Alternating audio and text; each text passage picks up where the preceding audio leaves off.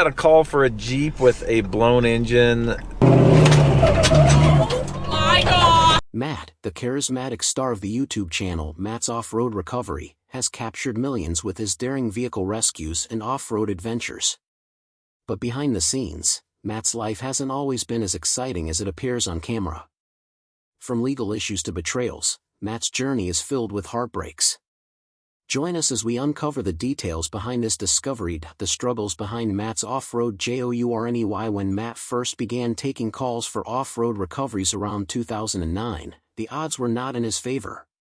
He did not have the powerful rigs or long cables that later made his work look smooth and professional. Instead, he had to drag cable extensions through thick sand, pulling them by hand, then walking back to fetch more, again and again. What should have been short jobs turned into long battles, testing the patience of his team and the strength of his machines. Every recovery felt like a marathon, with sweat, exhaustion, and endless trial and error. The desert itself was unforgiving. In places like Sand Hollow, where the sun baked the ground and the sand swallowed vehicles whole, pulling out a stuck car was never easy. Clients often faced huge bills, sometimes several hundred or even over $1,000. Yet despite the high charges, Matt himself did not always come out ahead. The costs of fuel, equipment wear, and the risk of damaging his rigs often outweighed what he earned. Many times, he gave discounts to help stranded drivers, but this generosity left him struggling to balance his books. It was a constant fight between wanting to help and needing to survive. On more than one occasion, the rescuer himself became the one in need of saving. Matt's vehicles would get stuck in deep sand or mud, forcing him to perform self-rescues that were as exhausting as the original jobs. In the process, rigs broke, ropes snapped, and parts wore out faster than he could replace them.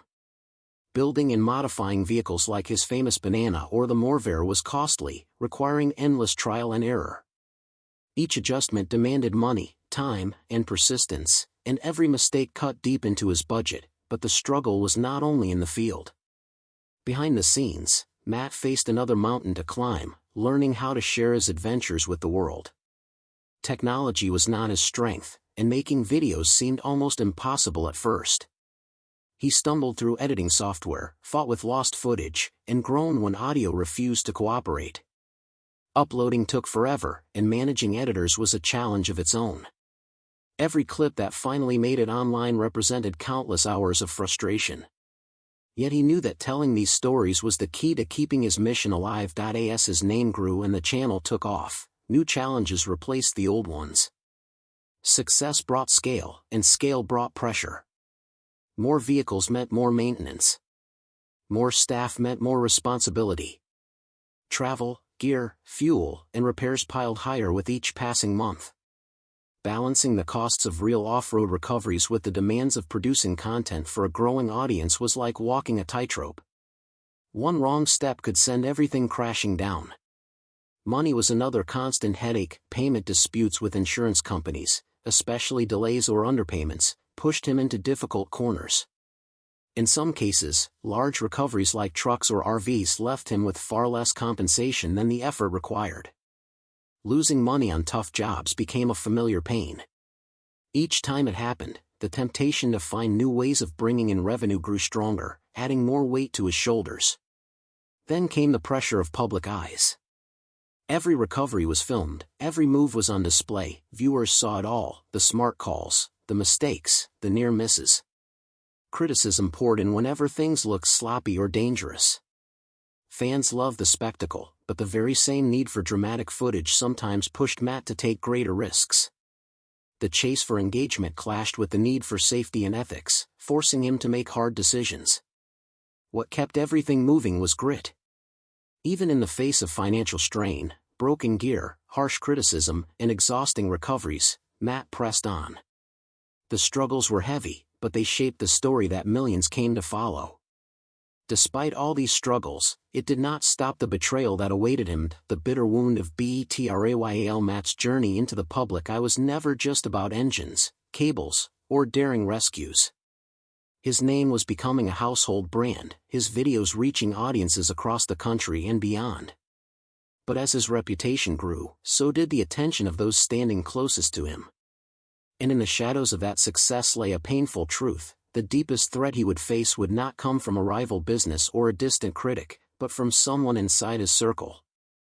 This man, whom we will call KC, was not an outsider looking in. He had been present through the climb, watching every milestone and setback unfold. KC was not just an employee or a casual acquaintance. He was someone Matt considered a friend, someone woven tightly into the daily workings of the company. He had seen the YouTube channel blossom, understood the mechanics of how recoveries were filmed, edited, and shared, and knew the intricate details of how things operated behind the scenes. That closeness made what followed sting far more than any legal penalty ever could. As the channel's popularity exploded, the friendship began to show cracks. KC, according to Matt's account, started to see the spotlight as something he deserved for himself. The attention, the recognition, the financial gains, he wanted more. He reportedly believed the audience tuned in for him and that his presence alone justified a greater share of the channel's income. Dissatisfaction hardened into demand, and soon KC was pushing for an enormous cut of the revenue, nearly half of all earnings. What made this storm even more crushing was its timing. Matt was already under immense stress from an ongoing investigation into his business practices, the weight of legal scrutiny pressed on him daily, his reputation and livelihood hanging in the balance. It was at this most fragile moment that KC allegedly chose to act. What unfolded next, by Matt's telling, was nothing less than blackmail. The ultimatum was chilling. KC wanted a huge payout, a sum of $40,000, and the condition was simple: pay up or face exposure. KC threatened to reveal private knowledge of Matt's operations, the very kind of information being examined in the legal case. It was not a hollow bluff either. Steps were taken to increase the pressure. Legal letters arrived, ordering Matt to strip KC, his associates, and even members of Matt's family from the videos unless the money was delivered. The betrayal cut deeper when KC, armed with intimate knowledge of the business, allegedly used that information to make Matt's situation with the authorities more complicated. Every vulnerability, every crack in the foundation, was pressed hard. It felt calculated, designed to cause maximum damage at the very moment Matt was fighting to keep his company alive. For many, the legal issues themselves would have been the most unbearable weight: probation, fines, the endless stress of lawyers in courtrooms. But for Matt, the most devastating blow was realizing that a trusted companion had turned against him. He could withstand the accusations, he could shoulder the penalties, but what pierced through everything was the knowledge that betrayal had come from a man he once called a friend. Amidst all of these, there was an even bigger challenge. One that threatened to put an end to everything he built for years: the rescue that cost him everything. Matt's channel has long been a favorite on YouTube. His bright yellow Jeep, his calm presence, and his ability to pull stranded drivers out of hopeless places made him stand out. Viewers came back again and again, drawn not just to the rescues but to his friendly nature. He seemed like the kind of person who could turn even the hardest job into an adventure.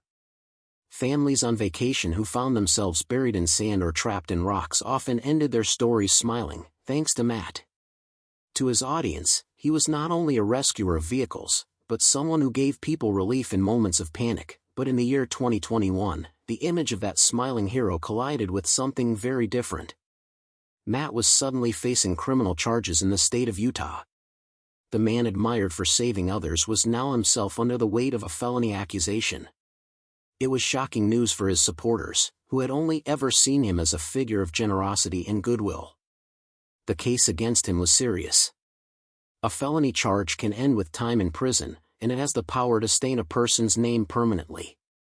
For someone whose entire career rested on trust and reputation, it was devastating. To understand what happened, you have to look back before the cameras and the subscribers. Long before YouTube fame, Matt operated a normal towing company called Winder Towing. Through that company, he had a contract with the American Automobile Association. This arrangement worked smoothly for ordinary breakdowns, dead batteries, flat tires, and cars that simply needed to be hauled from one spot to another. But Matt's specialty was never the ordinary. His true calling was the impossible rescues out in deserts, dunes, and rocky trails. The trouble began because these demanding recoveries were nothing like a simple roadside tow. They involved specialized gear, multiple vehicles, and hours of dangerous labor. The standard insurance forms never accounted for that kind of operation. Prosecutors argued that Matt's company submitted claims for jobs that did not qualify under the contract. They pointed to more than $15,000 billed in ways the association would not have approved. From their perspective, it was deliberate dishonesty. They believed he knowingly used customer membership details to get reimbursements that should not have been paid. Matt's view, however, was entirely different. He believed that every dollar claimed matched real work done in real situations. He was rescuing stranded people, protecting their trips from disaster, and preventing them from being crushed with massive surprise bills. If the company refused to reimburse those rescues, the customers would have been left paying thousands of dollars themselves. He saw his actions not as deception but as compassion, bending rigid rules to shield ordinary families from financial ruin. Still, the law does not always bend for compassion. With the felony charge hanging over him, Matt was left facing a trial that could drain his savings and damage everything he had built. After months of stress, he accepted a deal in the year 2022. He did not admit guilt, but he agreed not to contest the charge. The felony was reduced to a misdemeanor, but there were still consequences to bear. He was ordered to serve 18 months of probation, repay the $15,328 in question, and cover an additional fine to the state. The headlines spread quickly. Some people read them and concluded that Matt was dishonest. Others defended him, convinced that he had only tried to do right by his customers. The story divided public opinion, and for a time, it seemed as though the man who had pulled so many vehicles out of impossible places might not be able to pull himself free from this trap.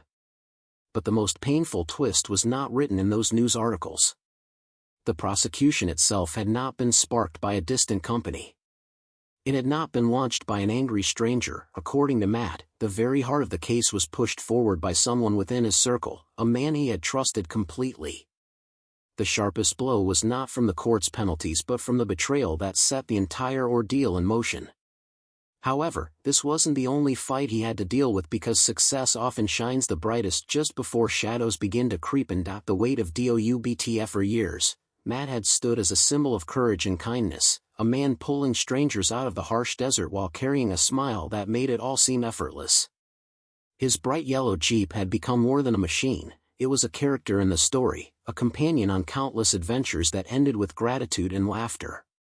But fame, no matter how genuine, comes with a price. And for Matt, that price was measured not in broken parts or long nights, but in something far heavier, doubt. When accusations came to light, they did more than threaten his business.